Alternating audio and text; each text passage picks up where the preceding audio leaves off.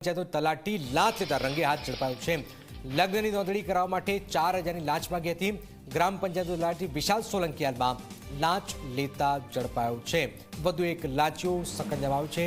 4000ની લાંચ લેતા ઝડપાયો છે। નચિકેત જોડાયા છે। નચિકેત, કોણ છે આ લાંચીઓ? 4000ની લગ્નની નોંધણી માટે આ રૂપિયા માંગ્યા હતા? ચોક્કસથી જનક જો વાત કરવામાં આવે તો આ જે લાંચી અધિકારી છે તે દબાણ જે ગ્રામ પંચાયતના જે આ તલાટી કમ મંત્રી છે, હમણાં થોડા 4-5 દિવસ પહેલા જ તેની બદલી થઈ અને તે દબાણ ગ્રામ પંચાયતમાં તેની નિમણૂક કરવામાં આવી છે। અને આ 4 દિવસમાં જ તેણે જે રીતે લાંચ માંગી હતી, જે ફરિયાદી છે ફરિયાદી પાસે જે લગ્નની નોંધણી કરાવવા માટે 4000 રૂપિયાની લાંચ માંગી હતી ને અંતે 2000 રૂપિયા નક્કી કરવામાં આવ્યા હતા।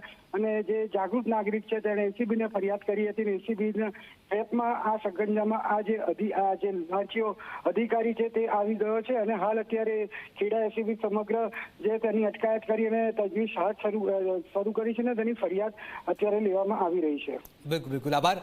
તો વધુ એક લાંચીઓ વિશાલ સોલંકી નામનો આ લાંચીઓ જે છે સકંજામાં આવ્યો છે।